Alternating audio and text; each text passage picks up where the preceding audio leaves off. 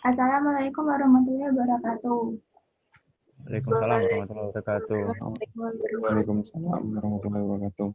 Saya Askia Salsabila Valina, Ketua Kelompok 2. Di sini kami akan mempresentasikan hasil kerja kelompok kami, yaitu ruang lingkup akuntansi. Selanjutnya saya serahkan kepada moderator, silahkan. Assalamualaikum warahmatullahi wabarakatuh.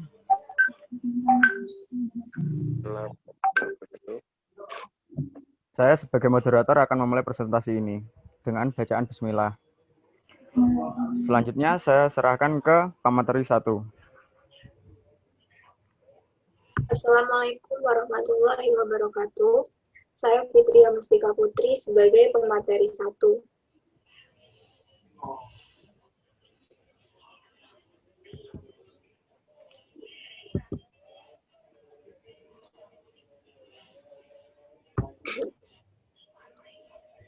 A. Sejarah perkembangan akuntansi. Sejarah lahirnya praktik akuntansi dalam kehidupan manusia. Pada awal kerajaan Mesir, telah ada seorang manajer bernama Mai yang mencatat transaksi hariannya pada kalamusit atau sejenis kulit. Saat itu, Mai memiliki asisten yang bekerja secara efisien dan dengan sistem yang dibuatnya, ia mampu mengamati kapal miliknya yang mengangkut barang-barang dari tokonya melalui Sungai Nil. Sejarah sistem pencatatan akuntansi. Sistem pencatatan akuntansi pertama kali ditemukan pada tahun 1494 oleh Lucas Paciolo, seorang ahli matematika berkebangsaan Italia. Awal pencatatan dimulai dari adanya dua kegiatan penting yang dilakukan oleh para bangsawan pada saat itu. Kedua kegiatan tersebut adalah: 1. Kegiatan pencatatan penarikan pajak atau pendapatan sewa, dan 2. Kegiatan pencatatan perjalanan perdagangan per satu kali jalan.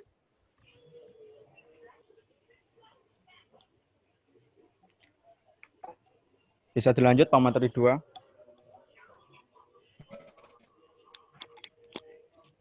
Assalamualaikum warahmatullahi wabarakatuh. Nama saya Rifki Maulana Dinugroho.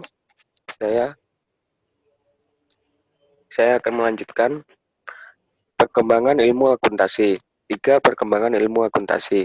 Tahun 1845 dikeluarkanlah Undang-Undang Perusahaan pertama di Inggris untuk mengatur tentang organisasi dan status perusahaan perkembangan ekonomi di Inggris. Ini juga menular ke Amerika Serikat. Tahun 1930, Amerika Serikat membentuk Security Exchange Commission, disingkat menjadi SEC. Pada perkembangan selanjutnya, dibuatlah standar akuntansi yang disebut dengan General Association Council Business Group. Tahun 1972 dilakukan Kongres Profesi Akuntan Sedunia di Sydney. Tahun 1973 terbentuklah LAS dengan International Accountancy Society, disingkat LAS sebagai produknya. Tahun 2000, LAS melakukan restrukturisasi kelembagaan dengan pembentukan International Accounting Standard Commission Format LAS yang membawa International Accounting Standard Board (LABS) dan International Federal Jagung Internal Committee, disingkat IFRIC. LAS kemudian mengeluarkan International Financial Recording Standard (IRV) sebagai standar akuntansi dan melaporkan keuangan baru yang diberlakukan di samping LAS yang sudah ada. Baik, terima kasih pemateri 2. Sekarang ke pemateri 3. Bisa dilanjut? Perkembangan akuntansi di Indonesia. Sistem akuntansi yang berlaku awalnya adalah sistem Belanda yang lebih dikenal dengan sistem tata buku. Setelah kemerdekaan, perusahaan milik Belanda dinasionalisasi diikuti dengan masuknya modal asing yang umumnya berasal dari perusahaan Amerika. Sejak saat itu muncullah dualisme sistem akuntansi di Indonesia, yaitu sistem Belanda dengan sistem tata buku single entry dan sistem Amerika yang dikenal dengan sistem berpasangan double entry.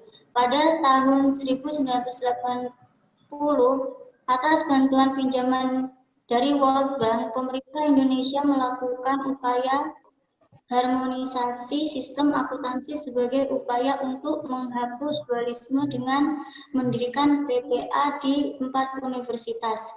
Dengan selesainya proyek ini, maka sistem akuntansi Amerika lah yang diajarkan, sehingga dualisme sistem akuntansi pun berakhir. Selanjutnya,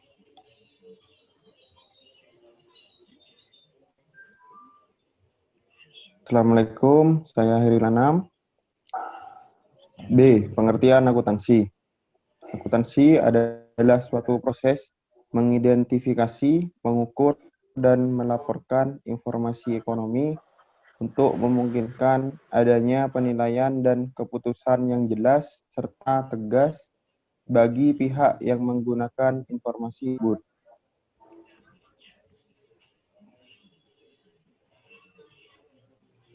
Pengertian akuntansi juga memiliki beberapa aspek. 1. Akuntansi sebagai ideologi. 2. Akuntansi sebagai bahasa. 3. Akuntansi sebagai catatan historis. 4. Akuntansi sebagai realitas ekonomi saat ini. 5. Ekonomi sebagai sistem informasi. 6. Akuntansi sebagai komoditi. 7. Akuntansi sebagai sistem pertanggungjawaban.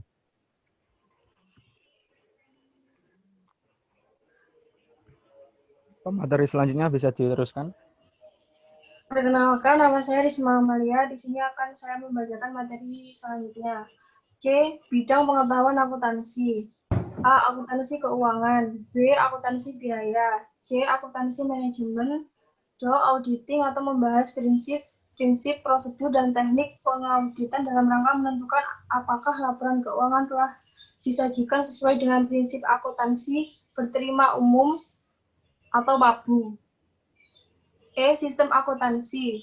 F. Akuntansi pajak. G. Manajemen biaya. H. Sistem pengendalian manajemen. I. Akuntansi pemerintah dan akuntansi lembaga non-profit. Menjelaskan bahwa akuntansi ini mengkhususkan diri pada masalah pencatatan dan pelaporan transaksi dari unit-unit pemerintah serta organisasi non-profit lainnya. J. Akuntansi sosial. K. Teori akuntansi.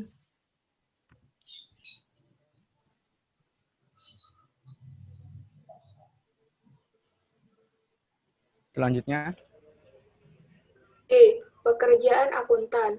1. Akuntan publik atau akuntan eksternal. B. Akuntan manajemen atau akuntan internal. C. Akuntan pendidik. D. Akuntan pemerintah. E. Pemakai informasi akuntansi. 1. Investor. 2. Karyawan. 3. Kreditor. 4. Supplier. 5. Pemerintah. 6. Masyarakat. materi selanjutnya. Konsep turunan laporan keuangan. Konsep entitas usaha. Konsep kelangsungan usaha. C. Konsep dasar keuangan. D. Konsep realisasi penghasilan. E. Konsep harga pokok. F. Konsep mendingkan antara penghasilan dan biaya. G. Konsep tidak memihak atau objektivitas. H. Konsep konsistensi. I. Konsep penjelasan atau pengungkapan. I. Konsep materialitas. K. Konsep hati-hati. Materi selanjutnya. G. Karakteristik kualitatif laporan keuangan. A. Dapat dipahami. 2. Relevan. C. Keandalan atau reliabilitas. D. Dapat dibandingkan atau komparabilitas. C. Netral. F. Tepat waktu. G. Lengkap.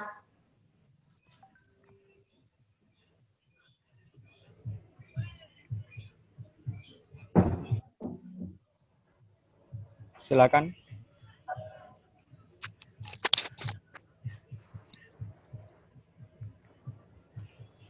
H. Laporan keuangan dan unsur-unsurnya. 1. Laporan laba rugi.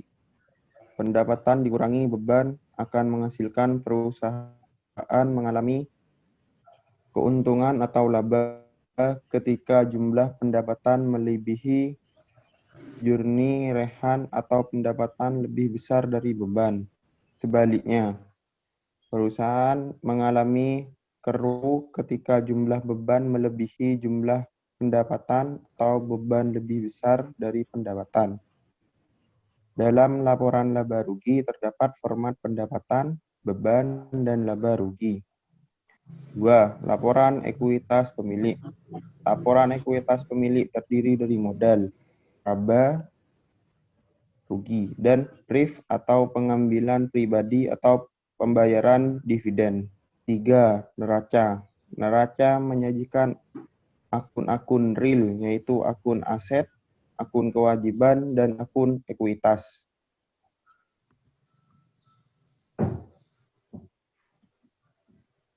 4.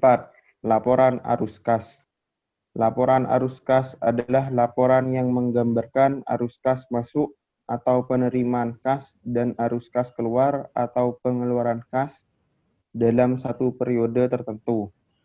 Aktivitas perusahaan dapat dikelompokkan dalam 3 kelompok aktivitas utama, yaitu aktivitas operasi, aktivitas investasi, aktivitas pembiayaan.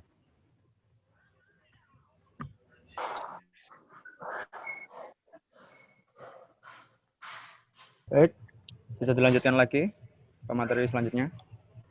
I. Jenis dan bentuk perusahaan. Perusahaan digolongkan menjadi 3 jenis utama, yaitu A. Perusahaan jasa, B. Perusahaan dagang, C. Perusahaan industri.